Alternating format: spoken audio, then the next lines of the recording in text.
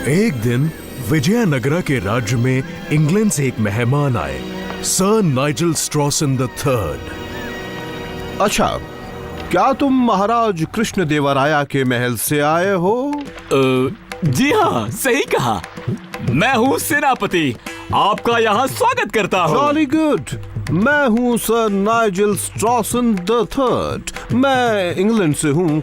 चलो मुझे महाराज के पास ले चलो। बिल्कुल चलिए श्रीमान। उस मेहमान का खुद महाराजा ने भी अभिनंदन किया। आदरणीय मेहमानों, सब मिलकर स्वागत करें हमारे दूर से आए अतिथि का, जो कि मसालों के व्यापारी हैं, एक नाविक हैं और इंग्लैंड के राजा के करीबी दोस्त हैं, सर नाइजल स्ट्रॉसन द थर्ड। बिल्कुल स्वागत है आपका। क्या बात है? तो सर नाइजल, हमें बताया गया है कि आप यहाँ भारतीय मसाले खरीदने आए हैं और बाकी बढ़िया चीजें भी। क्या आप इनके अलावा कुछ और ले जाना चाहेंगे? महाराज, मैं जानना चाहता हूँ कि आपके शाही दरबार में अक्सर क्या होता है। मैंने गौर किया है कि यहाँ पर कुछ बहुत ही दिलचस्प और कमाल के लोग हैं, जैसे कि वो दो वहाँ पर। तुम बात नहीं आओगे टिगरे।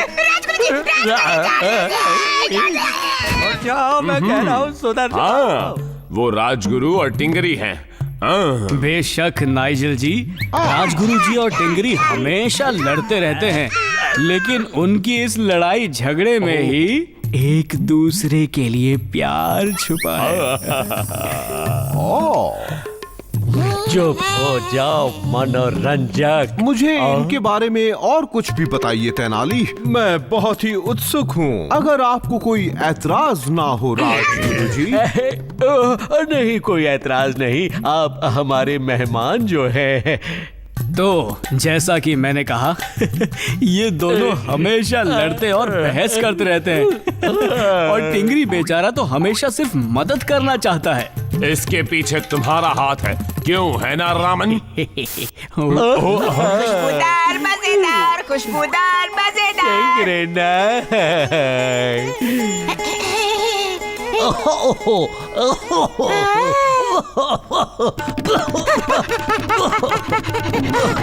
राजगुरु जी। नहीं टिंगरी नहीं।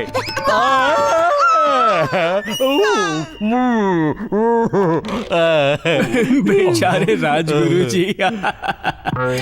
और राजगुरु जी की इतनी मदद हो जाती है कि वो उसे संभाल ही नहीं पाते। ये दोनों भी कमाल गए। अरे नहीं नहीं घबराइए नहीं। मत गुरुजी, अंग्रेजी डॉक्टर आ गया, आपको कुछ नहीं होगा। टिंगरी नहीं, छोड़ दो।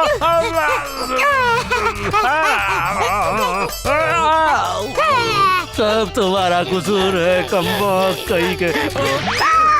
राजगुरु जी।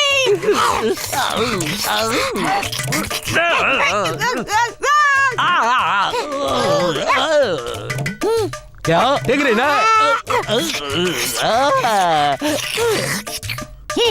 टिंगरी नहीं।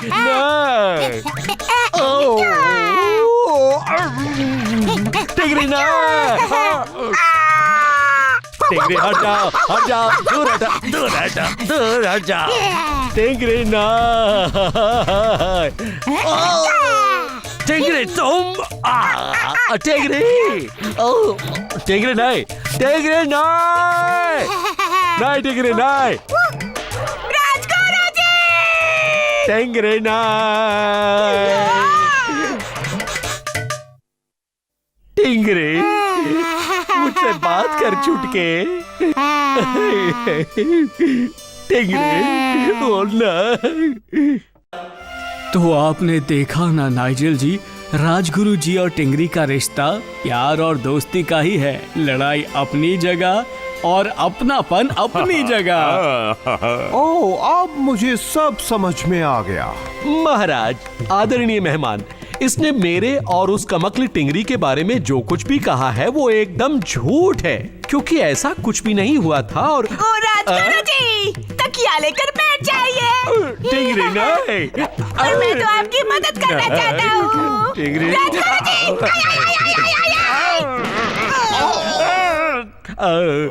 आदरणीय राजगुरु जी, आपका और आपके दोस्त टिंगरी के बीच का अनोखा रिश्ता मेरे दिल को छू गया। अगर आप तोहफे के तौर पर मेरी शाही जैकेट स्वीकार करें तो मुझे खुशी होगी। जरूर स्वीकार करूंगा सर नाइजल जी, मेरी तरफ से ये शॉल। और मेरी शॉल भी। नहीं, धन्यवाद टिंगरी। मैं वो वक्त भी नहीं भूल सकता जब रामन ने दक्षिण के शहंशाह और उसकी हुसैल फौज से हमारे राज्य को बचाया था। आपका मतलब वो वक्त जब उत्तर के शहंशाह ने मुझे दोबारा महाभारत लिखने को कहा था, वो भी 1 हफ्ते में। आपको यकीन नहीं होगा कि रावण ने उन बदमाशों को कैसे चकमा दिया। सुनिए क्या हुआ था। जब पूरा राज्य परेशान था, चलो सैनिकों, मेरी बात सुनो। याद रहे, तेनालीरामन के नाकाम होने की खबर मिलते ही महाराज के राज्य की रक्षा की जिम्मेदारी सिर्फ और सिर्फ तुम लोगों पर ही होगी। तुम्हें, मुझे और महाराज को राज्य के पूरे खजाने को साथ ले जाने में मदद करनी होगी। समझ रहे हो ना कमकलो? राजगुरु, आप राज्य छोड़ने की सोच भी कैसे सकते हैं? हमें लग रहा था कि उत्तर का शहंशाह किसी भी वक्त हम पर हमला कर देगा, लेकिन रामन ने वादा किया था कि वो हमें बचाएगा। इस सब का अंत राज्य की सीमा पर दक्षिण के शहंशाह के डेरे में हुआ था। जहांपना, वो दूध पालकी के साथ लौट आया है। उसमें महाभारत तो नहीं होगी?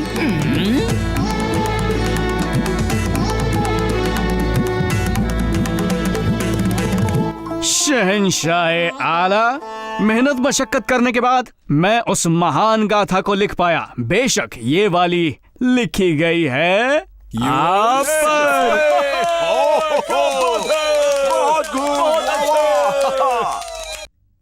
अच्छा, ये बात है, हम सुनने के लिए बेताब हैं। हमें इस महाभारत का पहला अध्याय पढ़कर सुनाओ। जी बेशक, लेकिन पहले मैं इससे ताल्लुक रखते कुछ जरूरी सवाल पूछना चाहता हूँ शहंशाह। पूछो। मैंने आपको कहानी में एक धर्म राजा बताया है जो सिर्फ न्याय करता है। धर्मराज, क्या बात है। मैंने मलिका यानी आपकी पत्नी को बताया है द्रौपदी। बहुत अच्छे। लेकिन इस कथा में द्रौपदी के 5 पति थे। जी हाँ, 5 पति। तो मैं ये फैसला नहीं कर पा रहा हूँ कि बाकी 4 पति कौन होंगे, इसलिए मैंने कुछ पन्ने खाली छोड़ दिए हैं। बस यही पूछना था। 5 पति? मेरी पत्नी के? हाँ, 5 पति। अगर आप उनके नाम मुझे बता दें तो मैं जल्द ही कथा को पूरा कर दूंगा। तो बताइए ना शहंशाह आला। रामन की बातें शहंशाह को शूल की तरह चुभी और वो दंग रह गए। बस एक बुत बने बैठे रहे और उनके दरबार में हाहाकार मच गया। खामोश! मेरा हाथ नजर नहीं आ रहा। मैंने कहा खामोश। मैं चाहता हूँ इस कथा को जला दिया जाए इसी वक्त।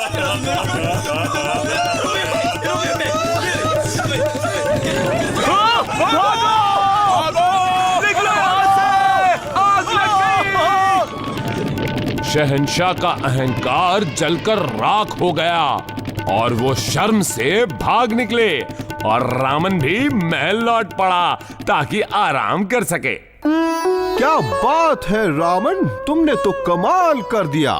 तुम तो एक मनोरंजक से भी बढ़कर हो। मैं तुम्हें सलाम करता हूँ। सिर्फ थोड़ी सी चालाकी और समझदारी की जरूरत है।